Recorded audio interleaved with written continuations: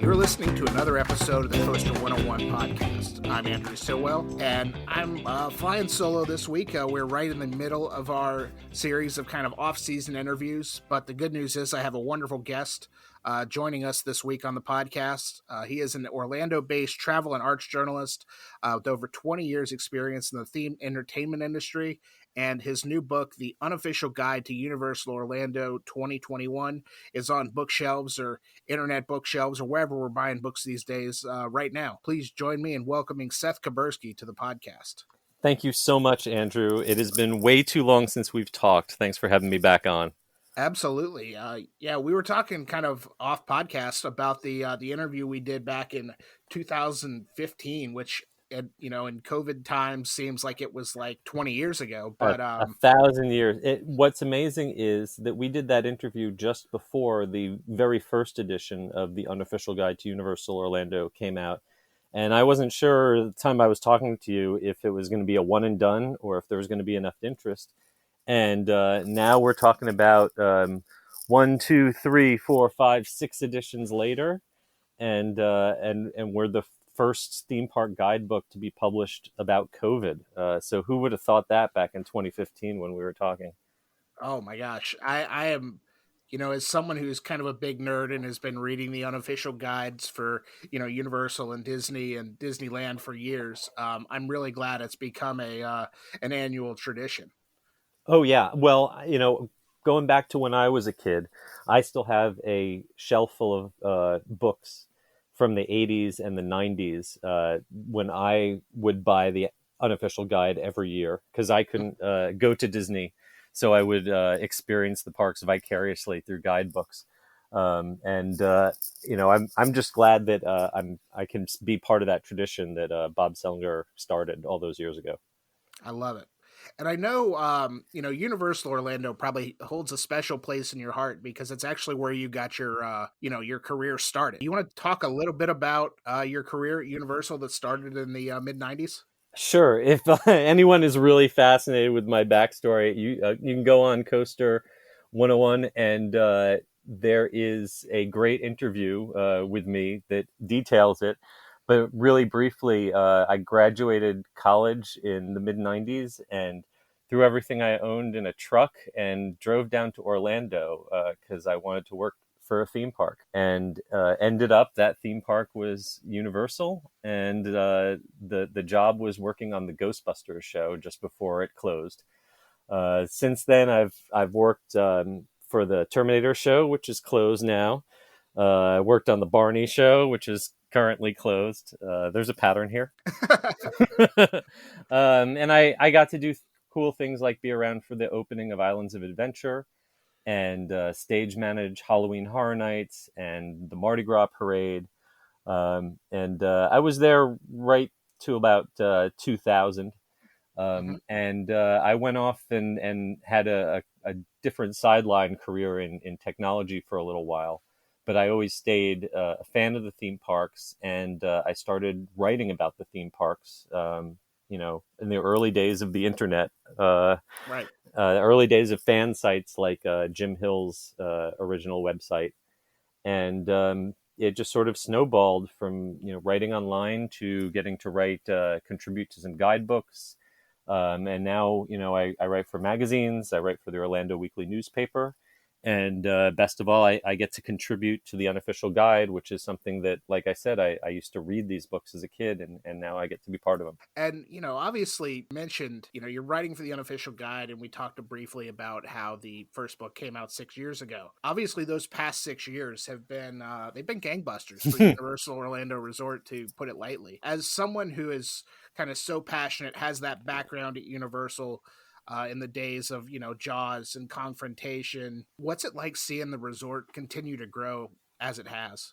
Yeah, it's amazing because we kind of talk a little in the book about how, if you remember, Universal Studios Florida from before 2000, from the days of, like you said, Confrontation and Back to the Future and E.T., and you hadn't been to the park in a decade or so, you would not recognize the place at all.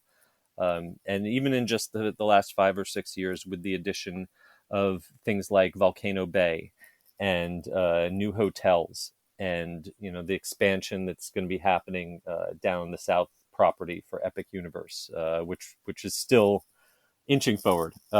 It's so many huge changes that I couldn't have predicted back in 2015. But I think we knew even then, right around when by the time Diagon Alley opened, Hmm. we knew that Universal and Comcast really intended to go toe to toe with Disney, and they had a big opportunity during the last Great Recession that Universal took advantage of by investing in the Wizarding World, the original Wizarding World, Hmm. right when Disney was kind of hitting the brakes on all their spending. And it looks like the same thing might happen now with the outcome of the pandemic, because Right. we keep hearing about Disney projects being slowed down or stopped. And while Universal has also slowed down some of their projects, they've got some really exciting things opening soon. And I really think it won't be too long before they start spending money again. I love it. And we'll definitely get into those future additions later. But for starters, let's talk about your book. Obviously, the unofficial guide to Universal Orlando, as you mentioned, is its sixth edition. Kind of going back, obviously, the Universal Orlando book kind of spun out of a chapter or two in the unofficial guide to Walt Disney World. Yeah, absolutely. And I have to give full credit to Bob Selinger and Len Testa, who were with the unofficial guide long before I came along, Hmm. and I definitely built a lot of what is in my book off of that. Over the years, things have been written and rewritten, and we have a team. I have editors that I work with, and people who contribute. So it's definitely a team effort. Just because it's my name on the cover Right. doesn't mean that I personally wrote every single word. Well, I know it's not a complete and total rewrite year to year, and this year especially. You mentioned it's the first theme park guidebook to mention anything about the phrase COVID-19. Yeah. But I guess in a normal year, how much of the book is kind of updated completely? I mean, is it just on a case by case basis, or is it Yeah, we kind of have a philosophy: if it ain't broke, don't fix it. So if a ride hasn't changed in the last year, and our surveys say that the way guests are responding to the ride are pretty much the same, then we're not going to rewrite a review just for the sake of rewriting. So obviously, anything that is added to the parks or changed in the parks, we thoroughly document that every year, and it generally comes out to about maybe 20% of the book gets changed every year. okay? This year, I think it's probably closer to maybe 25%. Obviously, we had to do something that we very rarely do, which is add an entire new section of the book, which Right. is a special section that comes right up front, talking about COVID. But then it's all through the book, inserting references and notations and alerting the reader to things that may be impacted by COVID, and keeping in mind that more than ever everything's in flux this year. So um, the situation on the ground the day the book went to press is not necessarily what it's going to be like if someone picks up the book and goes to the park in the summer.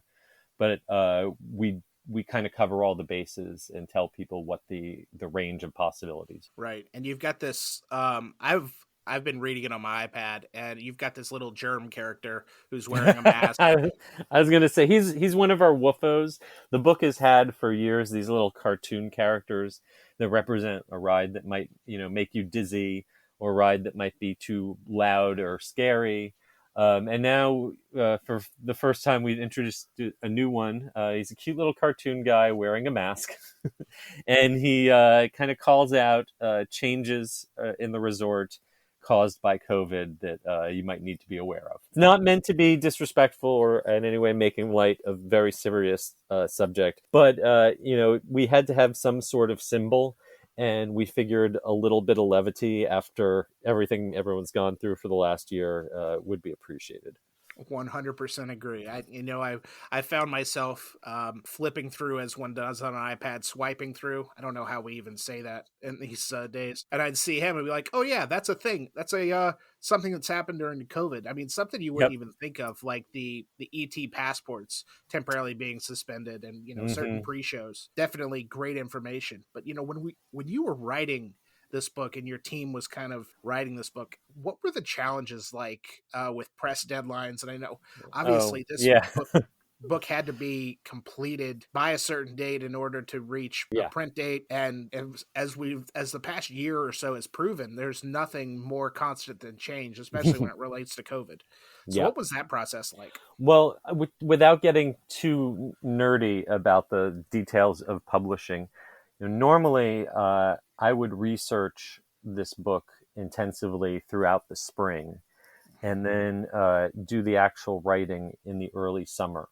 And in the fall, we're doing things like the indexing and the page layout and the graphic design. Um, and that allows it to get to people's hands hopefully by the holiday shopping season. Hmm. This year we didn't have a spring where I could go and research the book, and we ended up pushing the publication date back by about a month, but we lost almost 3 months of research time. Yeah. So that was definitely challenging. And then even going back, normally things in the park change gradually. If I go into the parks 2 or 3 or sometimes 4 times a week, I'm noticing things, and it's cumulative. When the park had been closed for so long and then reopened with so many drastic changes, you had to go around and re-experience every attraction over again. And then you come back a week later and they've made some other new social distancing change. And then you've got to see again how that's impacting the experience and impacting the crowd flow, and changing, how people should tour the park. So there was a lot more. There was a lot of anxiety sitting at home, like everyone had when everything was closed. And then once it was open, there was a lot of anxiety about, I've got to go to this park. I've got to do it safely and protect my health, but I've also got to get a job done, and make observations of all these things that require being in public.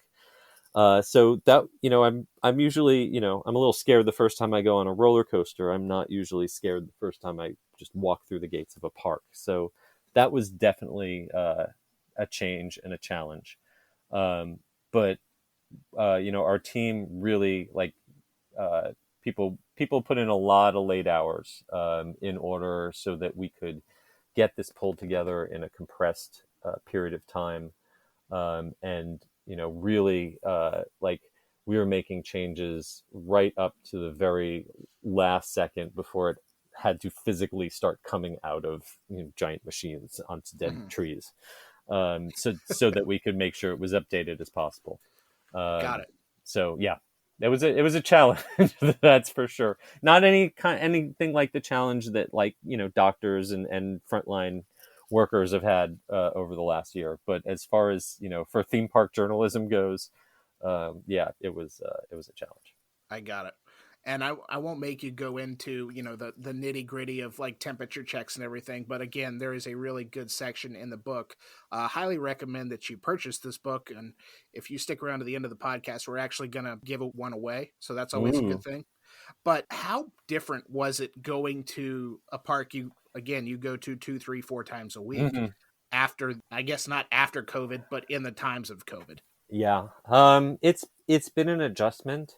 The weird thing is that there are hassles. There are things that are frustrating or annoying sometimes. The temperature checks have never been bad. I've never had to wait for a temperature check. And the masks are not a lot of fun, especially if you're someone who likes 3D rides like I do, because face masks and 3D glasses don't go well together. Got it. But you've learned to adjust. There's also been some weird benefits to it. The Especially in the first few weeks that the parks were reopened, being in the parks and having these 5 and 10 minute waits for attractions, feeling like you just had the whole place to yourself, was Hmm. amazing. It hasn't felt like that since the 90s. And obviously, the crowds have come back somewhat. We had a good holiday season, but even right now, today I rode Hagrid's with a 35-minute wait, actual wait. That's fine by me. I'm happy with that, and I'm also happy with people giving each other a little bit more personal space in a theme park. I don't necessarily miss the days where everyone was elbow to elbow and they're constantly telling you to keep up with the party ahead of you and someone is always bumping into your heels. I like having 6 feet on every side of me. And, I know economically the parks can't sustain the low capacity levels forever, but there are benefits to this. Got it. Well, I people talk all the time. It's like we hope some things from COVID kind of carry over, and Yeah, the social distancing is one I can definitely speak to. And you I know, can, I want to cherry pick the few good things that came out of this and keep them, and not the bad things. Unfortunately, it seems it might end up being the other way around, just with our luck. But it's all good. hopefully things are looking up. All right, well, let's move on to some positive things. We're done talking about COVID. I feel like every podcast you listen to these days, COVID comes up, you hit the All alarm, and right, that's just there's a what happens. whole other universe to talk about. You see what I There did really there? is You see a what I did there? whole other universe. Some might say it's epic, but again, we'll get to that eventually. At the very beginning of the book, there is a line, kind of almost a disclaimer that says, think of us as your dancing coaches. And I love that line just because you guys aren't trying to give the definitive experience. These are tips, they're guidelines.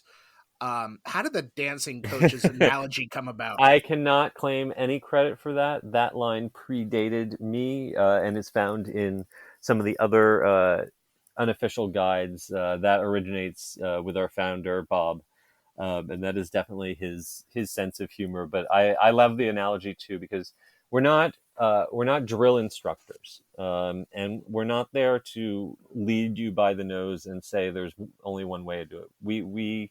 We teach you the dance steps, and then it's your job to go out there on the dance floor and have fun, put them together in whatever order you feel like. We've done the research, and we've done put together what we think is the best. But our job really is to just provide you with all the information, provide you with the tools, so that you can build your own best vacation. Because everyone's ideal experience is a little bit different. Makes sense. And when you're researching this book, how big is your quote unquote team? I know you've got a whole group of researchers and people who you interact with, not to mention the touring plans audience and the unofficial guides audience. But how big is the official team that you guys have when you're researching this book?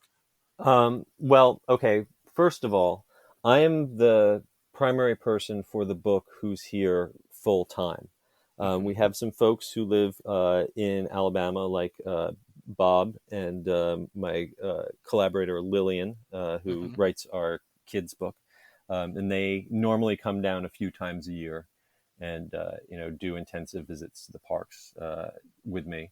Hmm. Also, Len Testa from Touring Plans is down here a lot, Hmm. and Touring Plans has some folks on staff who are anonymously in the park on a daily basis. Can't necessarily tell you exact numbers of how many people and how often, but there are people in the parks on behalf of Touring Plans or the unofficial guide virtually every day of the week. And when doing the research here, and this can be you specifically, or I mean, if you farm this out to other people, I completely understand. But do you try as much as you can? Like, are you drinking all of the Harry Potter pumpkin fizz or gilly water, or trying every variety of butterbeer there is? I must give a big shout out here to Derek Bergen, who contributes to the dining and shopping portions, especially of our book. I have not necessarily eaten every single item on every menu at every restaurant, but when there are specialty things that we talk about in detail in the books, yes, I have tried every single drink that is discussed in the books in the Wizarding World. In fact, I just had to taste test yet another frozen butterbeer today while I was in the parks. That might be my 700 or 800th taste test of butterbeer. I have to just keep checking to make sure that it's still good, because they could change it any time, and then I would need to know that. So have to keep taste testing certain things. There's some other things like the fishy green ale that I had my one or two experiences, and that has set me for life. Well, I understand the butterbeer quality control. It's a tough job, but somebody's got to do it.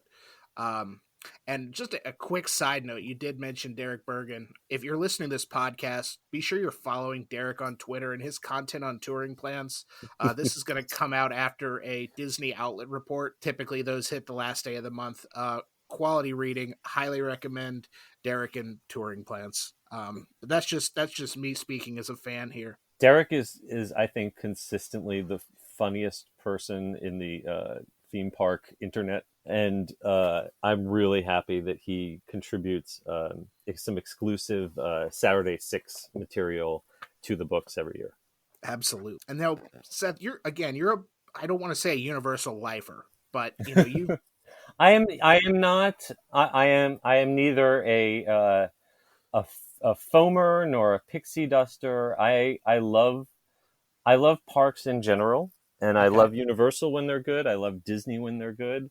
I love SeaWorld and Busch Gardens when they're right, good. absolutely.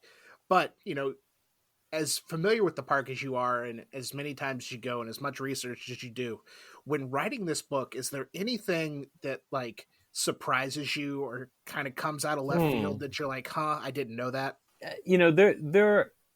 I go to the park so often, and I do everything over and over. After a while, you get a little dulled to things, and it's very rare, but every once in a while you notice something for the first time and you're like, how can I never have noticed that before? I'll give one example. It took years. I had been riding Forbidden Journey for years and years before I noticed that towards the beginning of the ride, just before you get into the first projection dome, when you first hear Harry and Ron's voices, there's this subtle little effect of a shadow. It's not a digital effect. It's just like literally a cutout held in front of a light bulb. But it's a little shadow of Harry and Ron on broomsticks that goes past. And it's kind of out of the corner of your eye. And if you're not looking for it, you never see it. It took me years and years before one day I just finally saw it there. I love it. So yeah, it's possible, and then even a ride that you've been on a million times might change, and there can be something new, like in Revenge of the Mummy this week. It came back from a refurbishment, and we kind of thought it would be its normal annual refurbishment that it gets every year, and instead it's got a whole bunch of new or improved projection and lighting effects that make the ride look almost brand new again. Right. And I'm kind of on that subject. I mean, when you're looking towards the 2022, I don't want to be presumptuous, but we're assuming here. I'm hoping we have a 2022. I'm Yes, planning on us having a next year. It was touch and go of whether we would have a 2021, but now that we've decided to have a 2021, I'm pretty sure we're all going to do 2022 also. I love it. But it's like something like that you would mention in the the future edition of the book as the updated digital effects or something like that, or is that too minutia for the average reader? No, you know what? I actually do like to make a point, because there are people who are return visitors to the park, and they want to know if they have a favorite ride, if something has changed about it. So, for example, when they upgraded the digital effects in Forbidden Journey to 4K, Hmm. and before that, when we did the same thing to Spider-Man, we made a point of mentioning those, and sometimes even smaller upgrades get pointed out. I've got a question. This is almost maybe a personal question that's getting too deep into the weeds. But in the book, several times, there's certain attractions that you mention these free secret tours that Oh Universal yeah, offers. And I know it's kind of touch and go with COVID right now, but as far as these tours, I've taken one of them. I've done the immigration room at Men in Yeah. Black. What are the other attractions? Have you taken all of these tours? How did they come to be? I'm just so fascinated by these free tours. So I have done all of them, and I don't know the whole backstory on how they came to be, but I imagine a lot of it was because the designers put a lot of really cool Easter eggs into some of these attractions, especially the queues, that would get overlooked. And sometimes there'd be more staff than was needed, and employees, rather than sitting around bored, would love the opportunity to show off their attractions to guests. And it's something really kind of unique that Universal has never publicized. And like you said, especially with COVID, it's touch and go. Happy to report that the studio tour at the Jimmy Fallon attraction is operating again. Mhm. Obviously, every day it can change, but and the immigration tour, I think the immigration tour is sort of the original one Right. and still my favorite, because one, you get to walk in a space that normally you only see as a guest from above, Mhm. the central room in the queue, and it feels like you are part of the attraction. There's a logbook that you get to sign. You can look at all of these great details up close, see things that you would never otherwise be able to see. Um, and all of those secret tours, to one degree or another, kind of give you that glimpse, that behind the scenes thing, that really makes you feel more connected to that attraction. I have done all of them in the past, and I can't wait for them to all start up again. And in addition to the Men in Black immigration room tour, Hmm. the Jimmy Fallon production, there's There is one a at the Mummy. production tour at the Mummy, and Hmm. like I said, especially now that they've just done a refurbishment, in the old days, it used to take you through the extended queue, which has been turned into the lockers, um, to show you some of the props that used to be in there. Hmm. And then, if you were lucky, you would go in the maintenance area underneath the track and watch the cars going over your head. That was pretty cool. That's some peak coaster nerd stuff right Yeah, there. I love it. yeah. Other ones are there at the Jurassic Park Discovery Center. Hmm. They would sometimes let guests inside that glassed-in chamber where the raptors are born, and you can see some props that were actually used in the movies up close. There's a last one that I should flip through my book right now because I am. Oh, Skull Island. There's a thing called a temple tour, Okay. and they will walk you through the queue and point out a lot of the details in the queue, and even show you a fact sheet that gives you a little behind the scenes information on how the driverless vehicles work. I And love it. then if you're lucky, they'll let you cut to the front of the line and ride. Very cool. Okay, now that I've gotten my nerd content out of the way, this is good. This is part of the reason podcast exists is so the host can ask questions they've always wanted to know. Absolutely.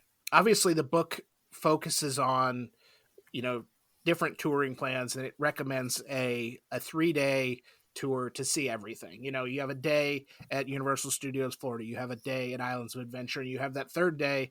Either if you want to go to Volcano Bay, you can, or you can kind of bounce back and forth between the two, what I'll call dry parks. Hmm. But I know there's a subset of a theme park audience, and probably some of our listeners want to do this. It's a big thing over at Disney, the ride all or ride every challenge, or every ride challenge, or the parkeology challenge. Is there a touring plan in your mind that you've come up with that is you can attack all 30 or 31, if you count the Hogwarts Express twice, attractions in both dry parks in one day? It's funny that you bring this up. Now that you have mentioned it, I'm kind of tempted to put this together. Touring plans software would easily allow you to put together a plan like this. I don't think it would be a very efficient plan, just because the nature of the parks. the two parks with the headliner attractions spread out the way they are, Hmm. uh, you can do the highlights of both parks in one day. It would be very challenging, especially right now when the parks are closing at like 5 and 6 p.m. Right. To do them all. Actually, you couldn't even do them all right now because a few of them are closed, like Hmm. Kang and Kodos. I think, I've come close in a day. If you were using Universal Express, it would be very easy, I think. Yes. Well, maybe not very, but it would be very doable with Express. The problem is that if you're just counting rides as in moving attractions, you're leaving out a few of what I consider the best attractions at Universal, namely Horror Makeup Show and the Bourne Stuntacular. So even our highlight plan, that our two parks 1 day plan, Hmm. um, it includes those which are not rides and sacrifices a few things that are rides, like Fast and Furious. Personally, if I only had 1 day at Universal, I would much rather see Bourne than Fast and Furious. That's understandable. I've yet Yeah. to go to. I haven't been to Universal Studios Florida in a while, so it was pre Fallon, pre Fast and the Furious, Oh yeah. pre Born. So I'm due for a visit back. Fallon is worth seeing. Bourne is worth making the trip for, and Fast and Furious is worth walking past very quickly. That's Understood. that's how I would put it. um, but you've got so many tips and tricks in this book. I'm going to ask you because obviously you write a guidebook for thousands, millions of people. What is your ideal Universal Orlando vacation? Like, where would you stay? Where would you eat?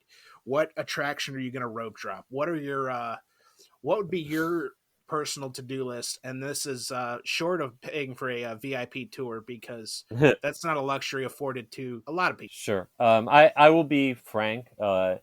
My ideal Universal vacation is probably not a vacation that I could personally afford out of pocket.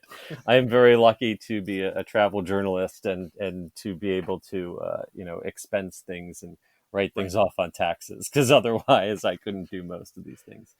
But if I could, I love all three of the top hotels at Universal. Hmm. I would probably go with the Portofino Bay, because I love their villa pool.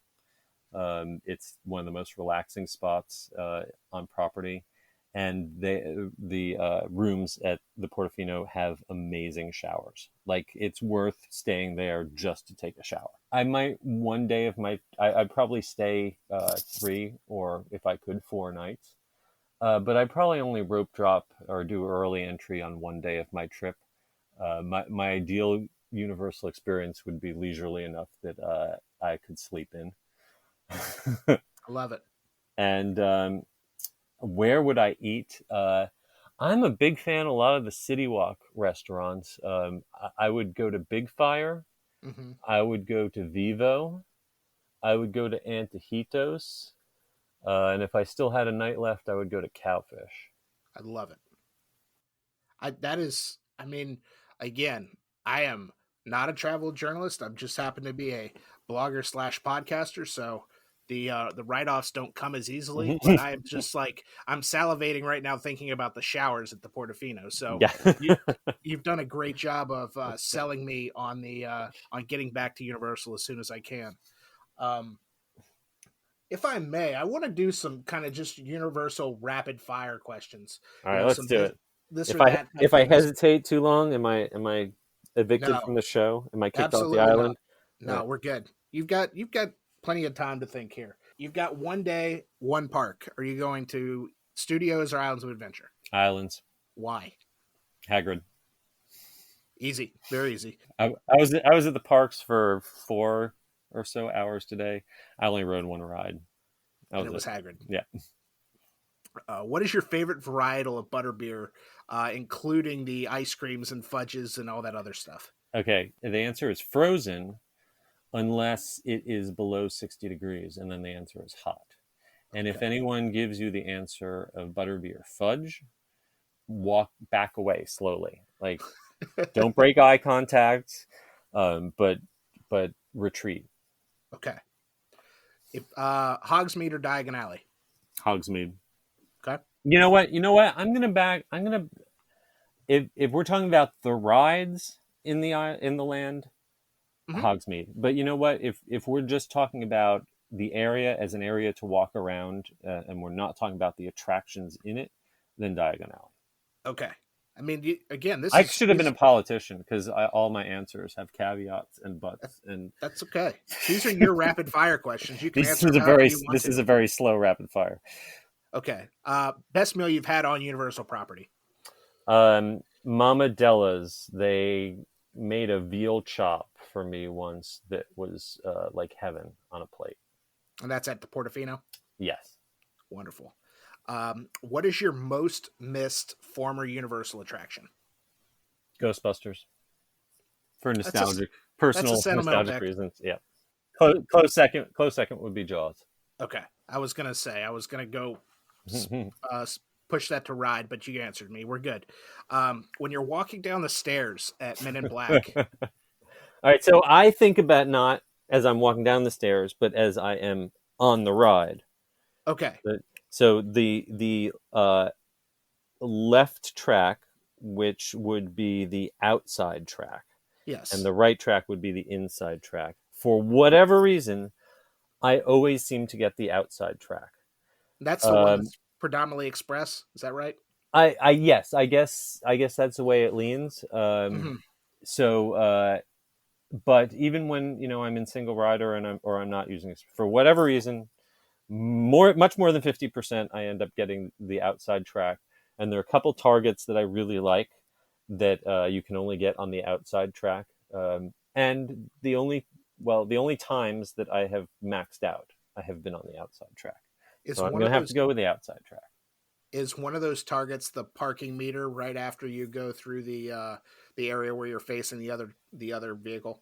The parking meter? No, I was thinking of one of the drop down bugs that are above your head in that area. But the parking meter right after, okay, I'll have to look into that one. Yeah, that's a good one. It's small and it's just I don't think there's one. I had such a frustrating. I was on track to max out, and then the car across from me today, their sensor on their Fusion exhaust port was not working. Oh no! We had 3 people in our car. You could see the red dots all landing exactly on their Fusion exhaust port, and it and they're hitting us. We're spinning, and they're nothing to them. Ugh. Okay, back to the rapid fire. Yes. Sorry. Again, here we go. We've got Dave Cobb coming up on the podcast in a week or so. So, I'm really excited to talk to him about Men in Black. Yes, you can totally pick his brain on that. I'm thinking. Do you prefer the original cartoon Hulk theming or the modern Hulk theming? I like the new one. I thought they did a good job. I do miss the old cartoon. I wish there was somewhere I could just see the cartoon that was in the queue, but the queue overall looks much better now. Got it. What's your favorite Halloween Horror Nights house ever? Oh my gosh. There have been, I don't know if I can really pick, but I'm going to go with The Thing, the first time they did The Thing. Okay. I think I know the answer to this question, but Hagrid or Dueling Dragons? Hagrid. Okay, that was easy. I would have, before it opened, I would have said there's no way I wouldn't say Dueling Dragons. And then I wrote Hagrid all the way. I hear you. And then the last very important rapid fire question I have. What is your favorite varietal of Voodoo Donut?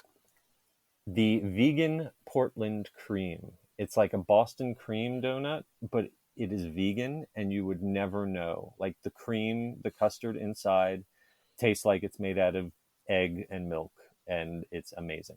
I love it. And not a book related topic. We moved on from the rapid fire. What are you most excited for the future of Universal Orlando? Obviously, they've got a giant osprey habitat. It was so nice of them to build that giant churro stand only for ospreys, wasn't it? Yes, absolutely. But, what are you looking forward to about Velocicoaster? And then I'm looking forward to riding it. I'm so jealous of the people this week. They had some employees who were riding it. Apparently there was some filming going on. but knowing that it is safe enough for human beings to get on and survive, just makes me want them to soft open it like, tomorrow. I know Yeah, that's not going to happen.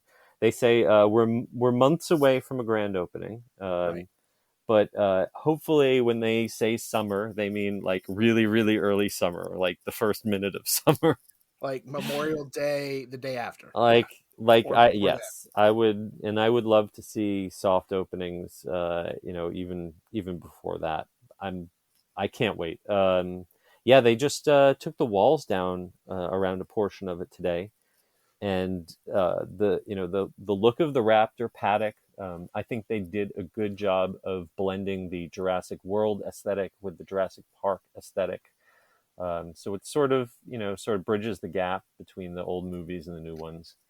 And having watched the train do circuit testing a few times, it feels it feels even more intense seeing it up close than it does watching the videos that people have been posting online. Oh, It's jeez. this is going to be a serious coaster. This is As as someone who's been watching those videos, and I'll go ahead and shout out Dan at Midway Mayhem and Clint over yes. at Throw Geek. Those guys are just killing it with daily coverage as far as videos and things. And Hmm. it's just like, okay, I need to get down to Florida. I need to get down to Florida. It's snowing in North Carolina tomorrow. I can't. Like, I need to get down to Florida, but they're killing it. And so when you say it's going to be it's even more intense in person. I cannot wait for this ride.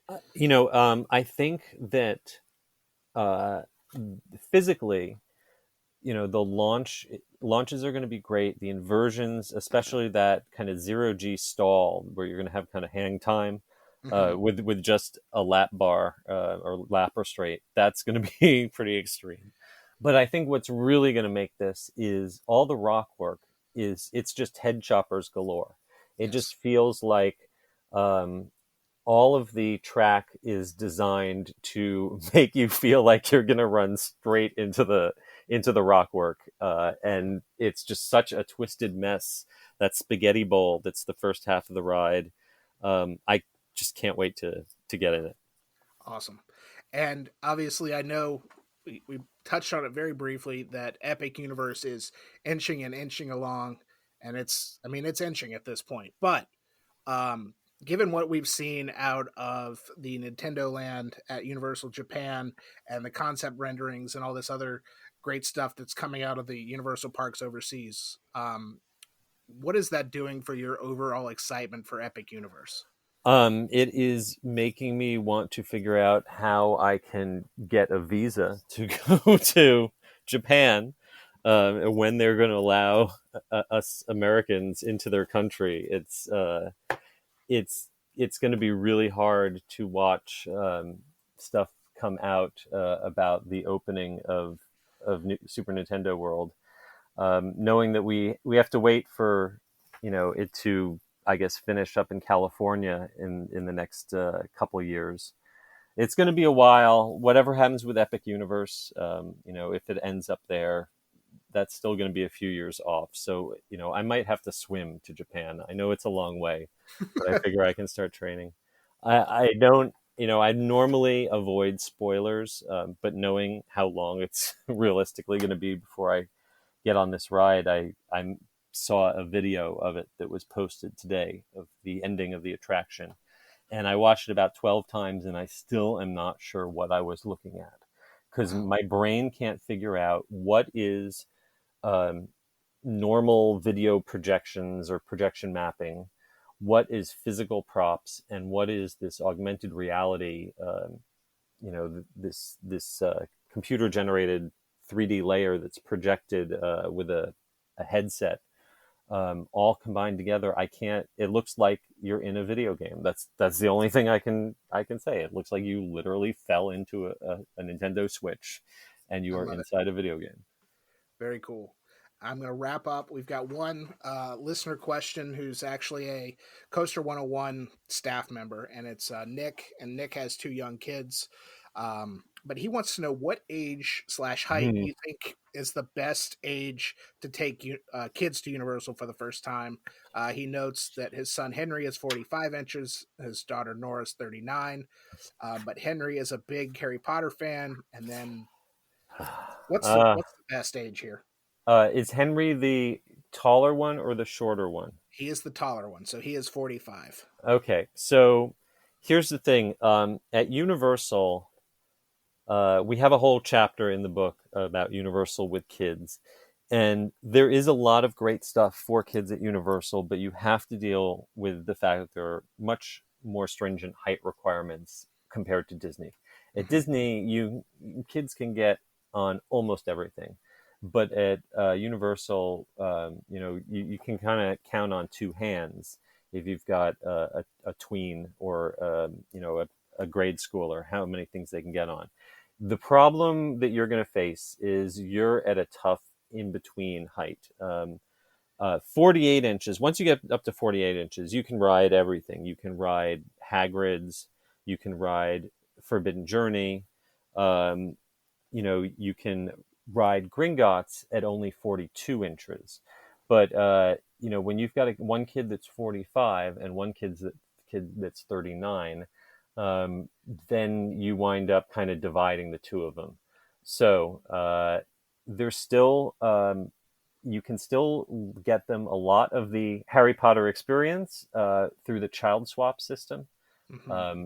Right now they're using a modified version of child swap. I don't know how soon you're planning on going. Hmm. But normally, they've got a really great system where the whole family goes through the queue together. And in a place like Gringotts or Forbidden Journey, that means you get to see, all of the special effects. You get a lot of the experience right from Hmm. experiencing the queue. And then the smaller kid can wait in a special holding room with one of the parents and watch a video while the older one goes on the ride. And then you swap guardians. So really look into that child swap system. To be really brutally honest, it's best if your kid is at least 40 inches, if not 42 inches. 42 inches, there's a whole lot of stuff that they can do. They can do Men in Black. Like I said, they can do Gringotts. They can do Popeyes. When you're below 40, especially if you've got another kid who's above 40, it makes it a little tough. So I would encourage a lot of vitamins and maybe having them sleep hanging by their ankles.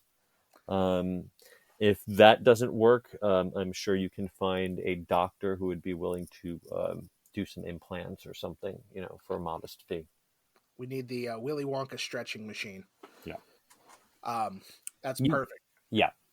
I mean, I will say that no matter what age you are and or what ability you have, you can absolutely get a lot out of the Harry Potter areas even without going on the rides themselves.